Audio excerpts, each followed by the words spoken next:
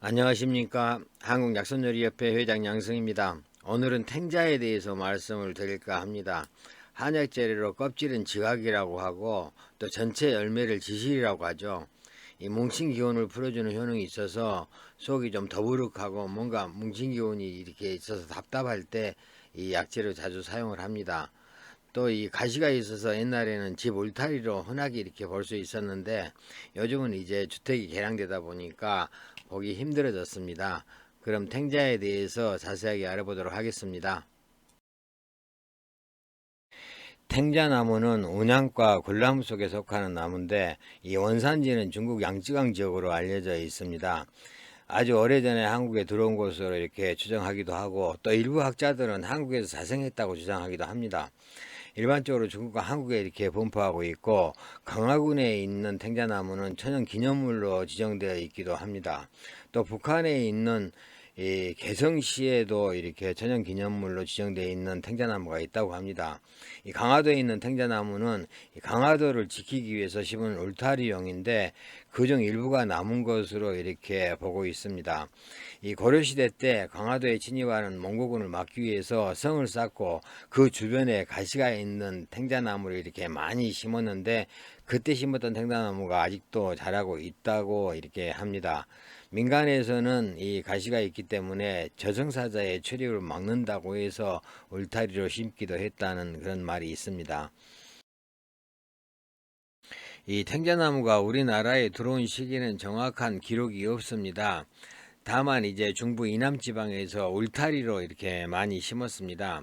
이 탱자나무는 가시나무의 대표적인 나무죠. 그래서 가시가 빽빽하게 달려 있다 보니까 울타리로 많이 심었고 또 이 가지의 색깔이 초록색이어서 이 갈림나무임에도 불구하고 이 겨울철에도 푸르게 이렇게 보이기 때문에 상록수처럼 이렇게 보이기도 합니다.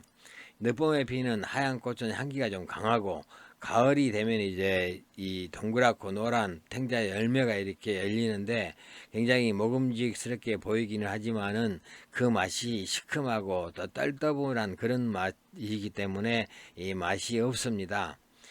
또 이 탱자나무 꽃은 정유 성분이 많이 들어 있어서 화장품이나 향료를 만드는 데 쓰고 열매는 노란색으로 익는데 이 향기는 좋지만은 날것으로 먹기 힘들기 때문에 이 열매나 열매 껍질을 이렇게 말린 뒤에 건이제나 이뇨제, 습진 치료제 등으로 이렇게 사용해 왔습니다. 이 탱자나무 열매 생김새는 귤하고 비슷합니다. 멀리서 보면 귤처럼 보이기도 하는데 색깔은 노랗고 또 과육색에 씨가 너무 많이 들어있어서 식용할 부분은 그렇게 많지가 않습니다. 열매가 완전하게 익으면은 상큼한 향이 매우 강하게 나는 것이 특징이기 때문에 이 자동차 실내나 아니면은 방 안에 이렇게 놓아두면은 방향제 역할을 하기도 합니다. 이 탱자나무 활용에는 비극적인 쓰임새이긴 하지만은 위리안치라는 말이 있는데 옛날에 죄인을 기양 보내서 주거지를 제한하는 그런 형벌인데 집 주위에 탱자나무를 빙들로 심어서 이 바깥 출입을 제한했다고 합니다. 신정 동국 여지 성남에는 성 밖은 탱자나무 숲으로 둘러싸여 있다라는 그런 기록도 있는데 이 강화도의 이 천연 기념물도 이제 그 외적을 막기 위해 심은 거니까 이 같은 이치겠죠. 탱자 맛은 매우 시고 떫은 맛이 나서 그냥 먹을 수는 없지만은 영양면에서는 비타민이 풍부해서 피부 미용이나 또 피부 질환에 효과가 좋다고 합니다. 감기 예방하는 데도 도움이 되고 또 열량이 낮기 때문에 다이어트 식품으로도 적합한 그런 식품입니다. 이 탱자를 약으로 사용할 때는 완전히 익지 않는 상태 푸른색일 때 따서 이걸 썰어서 말려서 사용을 하는데 완전히 익은 것은 방향제로 사용을 하고 있습니다. 식재료로 사용할 때는 이 유자나 이런 것처럼 이렇게 잘게 썰어서 설탕과 함께 이렇게 저어뒀다 청을 담가서 먹는 게 일반적입니다. 이 덜 익은 열매를 이렇게 편으로 잘라서 말린 것은 지실이라고 하고 또 이 껍질만 따로 이렇게 이 말린 것을 지각이라고 이렇게 부르는데 둘 다 효능은 비슷해서 이 건이제나 이뇨제로 많이 사용을 하고 있습니다. 각각 따로 사용을 할 때는 지각은 관장제로 이렇게 많이 사용을 하고 지실은 습진 치료제로 이렇게 사용을 합니다. 또 탱자를 이렇게 달여서 마시면은 위장의 팽만감, 또 소화불량, 변비, 탈양 등의 효과가 좋다고 합니다.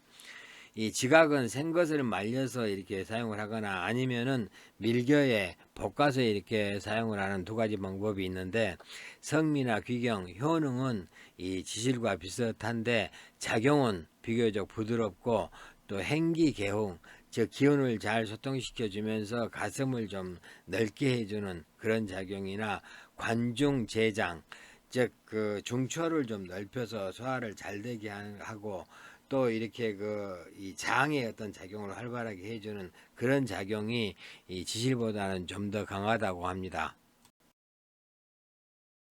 이 탱자 열매는 주로 약재로 사용을 해 왔는데, 이 탱자 나무도 쓰임새가 있었다고 합니다. 앞에서 말씀드린 대로 성을 쌓고 이 적의 침입을 막기 위해서 성 주변에 빽빽하게 심었는데, 이렇게 이제 팽자나무를 많이 심어 놓는 그런 성을 탱자성이라는 의미로 지성이라고 불렀다고 합니다. 우리나라 대표적인 지성은 충남 서산에 있는 해미읍성입니다. 그리고 또 탱자나무를 이용해서 북채를 만들기도 했는데, 탱자나무로 만든 북채를 최고로 쳤다고 합니다. 그 외에 이제 제주도에서는 이 씨앗이 없는 감귤나무의 증식을 위해서 귤나무 전목용 대목으로 이렇게 사용하기도 합니다. 그리고 또 옛날 사람들은 동네에 전염병이 돌게 되면 가시가 많이 붙은 탱자나무나 음나무 가지를 꺾어다가 안방 문 위에 걸어놓는 그런 풍습도 있었다고 합니다. 60년대까지만 해도 우리나라 농촌에서 이 흔하게 볼 수 있는 그런 모습이었는데, 탱자나무 가시가 전염병뿐만이 아니라 엑마기를 해줄 거라는 막연한 믿음에서겠죠. 또 중국 고전인 안자춘추에 의하면은 제나라 제상 안영이 초나라 왕을 만나러 갔을 때 이 안영의 길을 꺾어놓기 위해서 제나라의 도둑을 잡아놓고는 당신 나라 사람들은 도둑질을 하는 버릇이 있는 모양이다라고 이렇게 그랬는데, 이에 이제 안영이 귤나무는 회수 남쪽에 심으면은 귤이 열리지만은 회수 북쪽에 심으면은 탱자가 열린다고 합니다라고 이렇게 응수를 했다고 합니다. 저 사람도 초나라에서 살았기 때문에 도둑이 됐을 것이라고 그런 의미로 말을 한 거죠. 이 설화는 이제 사람은 누구나 주변 환경에 크게 영향을 받는다는 그런 의미를 담고 있기도 합니다. 이 탱자청 만드는 방법입니다. 유자청하고 뭐 비슷한데, 이 탱자를 베이킹 파우더나 소금으로 깨끗이 씻어서 물기를 제거한 다음에 탱자를 썰어서 씨를 발라내고 얇게 편으로 자릅니다.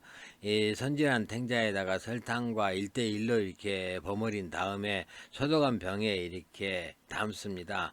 그래서 이제 밀봉한 후에 햇볕이 들지 않는 그늘에서 이렇게 3개월에서 6개월 정도 이렇게 수성시킨 다음에, 수성이 되면은 걸러서 병에 담고 밀병에 넣은 다음에 한 6개월 정도 다시 숙성한 후에 물에 희석해서 차로 마시면은 향이 좋습니다. 이 문헌 속에 나와 있는 탱자 효능 보겠습니다. 이 동의보감에서는 탱자 열매는 피부병 치료제, 열매 껍질은 기침 치료제, 뿌리 껍질은 치질 치료제, 줄기 껍질은 종귀와 중풍을 치료하는 약재로 사용한다라고 했습니다. 이 본초 강목에서도 지각이나 지실의 가장 큰 작용은 기운을 통하게 하는 것이다. 기가 아래로 작용하는 것은 천식을 멈추게 하고, 기가 옆으로 작용하는 것은 담 뭉친 것을 풀어주고, 기가 통하는 것은 통증을 없애고, 기가 순조롭게 작용하는 것은 변비를 치료한다라고 이렇게 기재되어 있습니다. 신농 본초경에도 나오는데, 풍으로 인해 피부에 두드러기가 나며 가려운 증상이 있을 때 좋고, 한기를 없애고 열이 뭉친 것을 풀어주며 이질을 멈추게 한다. 기육, 즉 살을 이야기하죠. 살을 자라게 하고 오장을 잘 통하게 하며 기운을 도와 몸을 가볍게 한다라고 이렇게 기록하고 있습니다. 명의별록에서는 가슴이나 옆구리에 담아 뭉친 것을 풀어주고 수종을 치료하며 이 복부가 창만한 증상을 없앤다.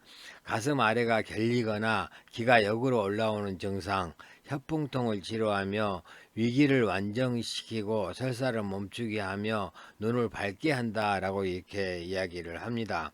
여기서 위기라는 것은 이제 겉에 있는 기운을 이야기합니다. 감기 기운을 이야기하는 거죠. 동양의학에서 말하는 이 탱자 효능 보겠습니다. 크게 이제 나누면은 파기제비 화담소적이라고 이렇게 했는데, 파기제비라는 말은 이제 기운이 뭉쳐 있을 때 그 기운을 파괴해서 이렇게 뭉쳐 있는 부분을 제거하는 그런 의미고, 또 이 음식이 적체돼서 잘 내려가지 않을 때 이 잘 내려가게 하는 그런 효능이 있습니다. 화담소적 같은 경우는 이제 담이 이렇게 몸에 뭉쳐서 이렇게 있을 때 이 담을 삭혀서 이 해결을 해주는 그런 효능이 있다는 그런 의미죠.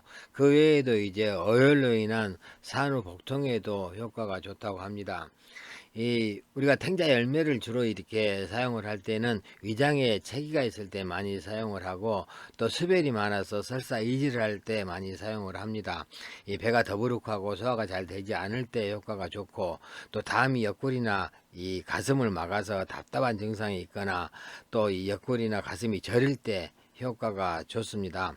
이 기운이 정체돼서 또 가슴과 옆구리에 통증이 있을 때도 효과가 있고, 이 기운을 잘 통하게 하기 때문에 혈액순환을 도와서 통증을 가라앉게 하는 그런 효능도 있습니다. 그 외에도 이제 위확장증이나 위하수, 자궁화수, 타랑 등 현대 어떤 그 병명에도 이렇게 다른 약재와 결합해서 많이 사용을 하고 있습니다. 현대 영양학에서 말하는 탱자 효능 보겠습니다. 이 비타민 C가 풍부하고 또 플라보노이드 성분이 있어서 항산화 작용이 있고, 항염 작용이 있어서 피부 염증이나 피부 진정 효과가 있어서 피부 건강에 도움이 된다고 합니다. 또 면역력을 증강시키는 그런 효능도 있고, 감기 예방에도 도움이 되고, 가래를 삭히고 피로 회복에도 도움이 된다고 합니다. 그리고 또 탱자에는 풍부한 식이섬유가 들어있어서 단백질, 지방 분해를 돕고 소화를 촉진해서 위장 건강에도 좋고, 또 변비에도 좋다고 합니다. 칼륨이 풍부하게 들어있어서 나트륨을 배출하고 혈관을 맑게 하면서 이 고혈압이나 혈관 질환에도 도움이 된다고 하고, 또 탱자에는 레티놀 성분이 풍부하기 때문에 칼슘 흡수를 촉진시켜서 골다공증 예방에도 도움이 되는 것으로 이렇게 알려져 있습니다. 그러면은 탱자의 배합의기하고 주의사항 보겠습니다. 배합의기라는 것은 배합해서 좋은 점이 있고 나쁜 점이 있다는 그런 말이죠. 이 식체에는 산산화 메가 신곡을 배합하면 효과가 더 좋아진다고 이 의학정진에 나와 있습니다. 그 다음에 흉비, 결흉, 즉 가슴이 이렇게 막혀 있거나 이렇게 절릴 때는 사백이나 계지, 과료인을 배합하면 좋다고 금계요락에 나와 있습니다.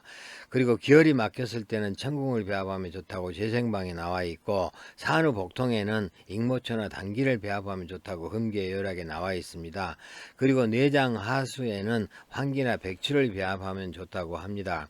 이 주의사항으로는 이 소화기가 약한 사람은 신맛이 강하기 때문에 속쓰림이 발생할 수 있기 때문에 주의하는 것이 좋고, 또 행기작용이 이렇게 강해서 유산의 위험성이 있기 때문에 임산부도 주의하는 게 좋다고 합니다.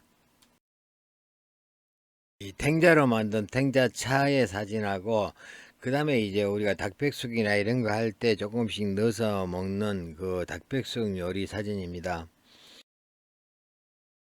이 탱자로 만든 제품들입니다. 탱자를 말려서 이렇게 이 지실로 해가지고 이렇게 나오기도 하고, 또 지실로 술을 담가서 지실술이 나오기도 하고, 그 다음에 소화가 잘 안 되고 배가 더부룩할 때 먹는 지실 소비환이라는 그런 약재도 나옵니다.